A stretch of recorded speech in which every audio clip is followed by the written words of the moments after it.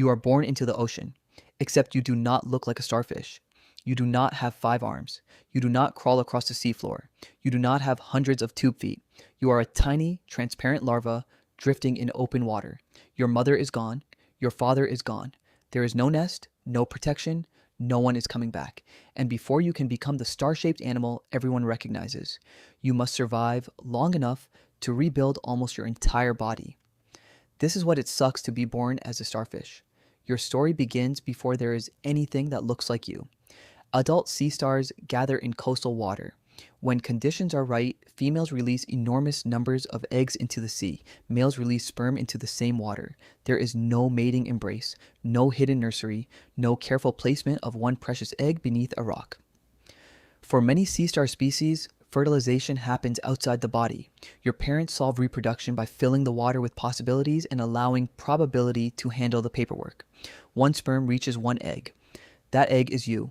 Almost immediately, the current begins moving you. You are smaller than a grain of sand. A fish does not need to hunt you deliberately. It can swallow you by accident. A jellyfish tentacle can catch you. A filter feeder can remove you from the water without ever knowing you existed. Thousands of your potential brothers and sisters disappear before they become anything recognizable. Producing enormous numbers of eggs is insurance against an ocean that eats almost everything small. Your egg divides. One cell becomes two. Two become 4, then 8, then many. Eventually, you hatch, but there is still no star. Instead, your body becomes a free-swimming larva called a bipinnaria in many sea star species, and this creates the first major identity crisis of your life. Adult sea stars have radial symmetry. Their arms spread around a central disc. You have bilateral symmetry. You have a left side and a right side. You look more like a tiny transparent creature with strange lobes than a miniature version of your parents. If someone showed you a photograph of your adult body, you would have no reasonable basis for believing them. For now, your job is to drift. Bands of tiny beating hairs called cilia help you swim and move food toward your mouth. Yes, you have a mouth.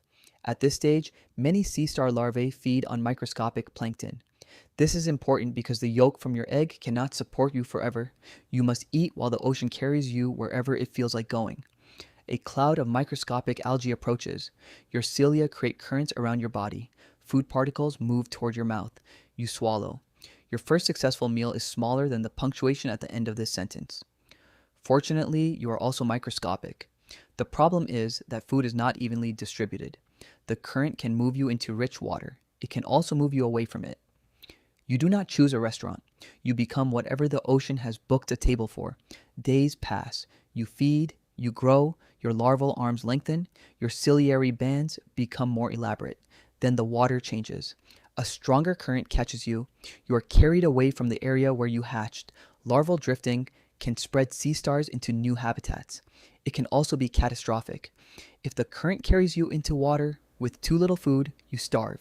If it carries you somewhere too warm, too fresh, or otherwise unsuitable, development can fail. If it moves you far from suitable seafloor, becoming an adult later will be extremely inconvenient. You are traveling without steering, luggage, or any understanding of the destination. And the journey is not optional. Something appears in the water.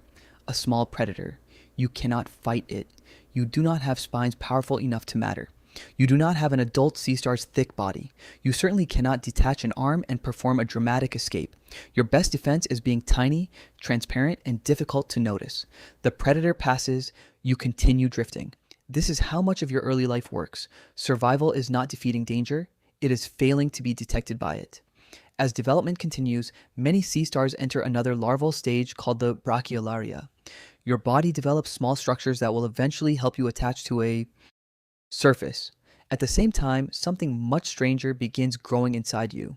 The future sea star. It does not simply appear by stretching your existing larval body into 5 arms. An adult body plan begins developing as a new structure within the larva. The animal you are becoming has radial symmetry. The animal you currently are does not. Your childhood is preparing to replace itself. Imagine discovering that puberty involves constructing a completely different body inside your current one and then discarding much of the original design. Sea stars have decided this is acceptable. A 5-part juvenile structure becomes clearer. Future tube feet form. The central disc develops. Your adult nervous system begins taking shape. The larval body that carried you through open water is approaching retirement. But there is still one problem. You need somewhere to land. A sea star larva cannot simply metamorphose successfully in the middle of completely unsuitable water and hope the seafloor eventually arrives. You must encounter the right habitat.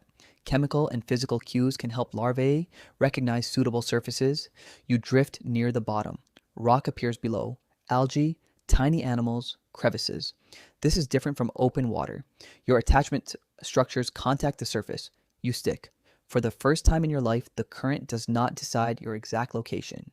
Then metamorphosis begins. This is where being born as a starfish becomes particularly unreasonable. Your bilateral larval body is reorganized into a tiny radial juvenile. Parts of the larval structure are absorbed or lost. The juvenile body takes over. 5 arms become obvious. Tube feet appear underneath. The creature attached to the rock finally begins looking like the animal humans call a starfish. You have survived long enough to become yourself. Unfortunately, you are now extremely small and sitting on the seafloor where everything else can finally find you properly. The planktonic stage is over. The benthic stage begins. Your new tube feet start working. Sea stars move using a water vascular system. Water enters through a sieve-like structure called the madreporite and moves through internal canals. Hydraulic pressure helps extend the tube feet. Muscles help retract them. Hundreds of these tiny feet will eventually coordinate to move your body. Right now, you have far fewer. You extend one, attach, release, another follows. Your first walk is not quick. Calling it a walk is already generous. A snail could watch you move and become concerned about your time management. But you are no longer drifting helplessly. You can choose a direction. That is revolutionary. You crawl beneath cover. This is important because juvenile sea stars are vulnerable. Crabs and other bottom-dwelling predators can attack small sea stars. Fish can eat them. Even larger sea stars may treat smaller animals as food, depending on the species. At your current size, you are still more likely to appear on someone else's menu. A crab moves nearby. You freeze. This accomplishes very little because sea stars do not exactly become invisible when stationary. You begin moving toward a crevice. The crab approaches. Your tube feet work faster, which still means you are escaping at a speed that would be disappointing in most animals. The crack in the rock gets closer. You squeeze inside. The crab's claw reaches the entrance. It cannot get a useful grip. You remain hidden. Your hydraulic feet have saved you from something with actual legs. Days become weeks. Every meal becomes growth. As a tiny juvenile, your diet depends on species and habitat, but small organic material and tiny animals can provide food until you become capable of handling larger prey. Your arms lengthen. More tube feet develop. Small calcified plates strengthen the body beneath your skin. At the end of each arm, simple sensory structures help detect light. You have no centralized brain like a mammal. Instead, a nerve ring and radial nerves coordinate information around the body. You are walking around the seafloor with no head and no obvious front. This sounds inconvenient. It also means any arm can become the direction of travel. A smell reaches your chemical sensors. Food. You turn. Or more accurately, the entire committee of arms agrees on a new direction. You crawl toward it. As you grow, prey becomes more ambitious. Eventually, a small muscle becomes possible. The shell is closed. You do not possess jaws capable of crushing it, so you use a solution that sounds invented. Your tube feet attach to both halves of the shell. You pull. The muscle pulls shut. You continue. You do not need to rip it wide open. A tiny gap is enough. Then your stomach comes out of your body. Literally, many sea stars can push their cardiac stomach through their mouth and into or over prey. Digestive enzymes begin breaking down the meal outside the main body. You are eating lunch by turning part of your digestive system inside out. Suddenly, the microscopic larva drifting helplessly through plankton has become deeply unpleasant. From a muscle's perspective, the meal gives you more energy. You grow again. Your body becomes tougher. Your tube feet become stronger. But adulthood does not remove danger. A gull can eat some sea stars. Sea otters can eat others. Large fish, crabs, and other predators remain problems depending on where you live. Waves can tear you from exposed rocks. Fresh water from heavy rain can stress intertidal species. Extreme heat during low tide can become dangerous.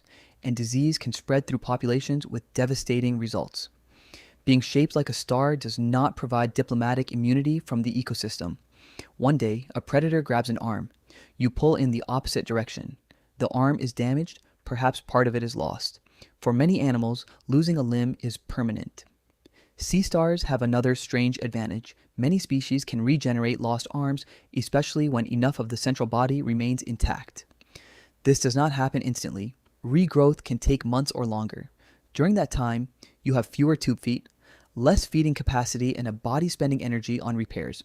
Regeneration is not invincibility. It is an extremely useful second chance. New tissue forms, the arm slowly extends, tube feet return.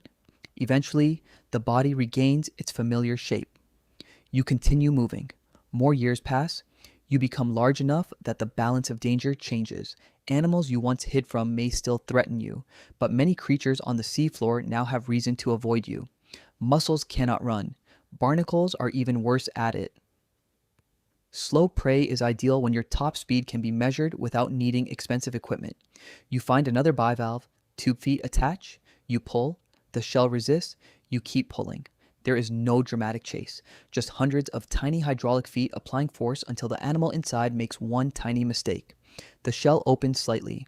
Your stomach emerges. The meal begins. This is the adult predator hidden inside the transparent larva that once floated helplessly in the current. Eventually, if you survive long enough and reach reproductive maturity, the cycle returns to where it started. Your gonads produce eggs or sperm. The sea around you changes with the season. Other sea stars prepare to spawn. You release gametes into the water. There is no nursery, no parental supervision, no attempt to identify which fertilized egg might become your offspring. The current carries them away. Some are eaten, some fail to develop, some drift into the wrong water. A tiny fraction survive. One becomes a bilateral larva. It does not look like you, not yet. So why does it suck to be born as a starfish? Because you are not actually born looking like one. You begin as a microscopic egg in an ocean filled with mouths. Your parents release you and disappear before you exist as an individual they could recognize. You hatch into a transparent larva with a completely different body plan. You drift wherever currents take you. You must find microscopic food, avoid predators, reach suitable habitat, attach to the seafloor, then reorganize yourself from a bilateral swimming larva into a radial crawling juvenile. And after surviving all of that, you arrive on the bottom as a tiny star surrounded by animals capable of eating you. Yes, it is strange to be a baby starfish. Your first body does not resemble your adult body. Your first home is moving seawater. Your first transportation system is a current you cannot control. Growing up requires metamorphosis so dramatic that your old shape is largely abandoned.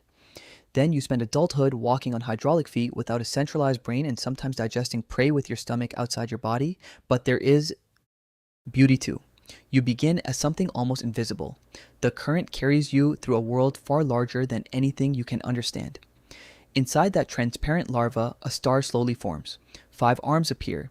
2 feet touch rock. For the first time, you stop drifting. Years later, waves move above you while your feet hold the seafloor. You survived because millions were released and you were one of the few that reached the right place. You were born with no arms, no star, no home. Then the ocean carried you long enough to build all 3.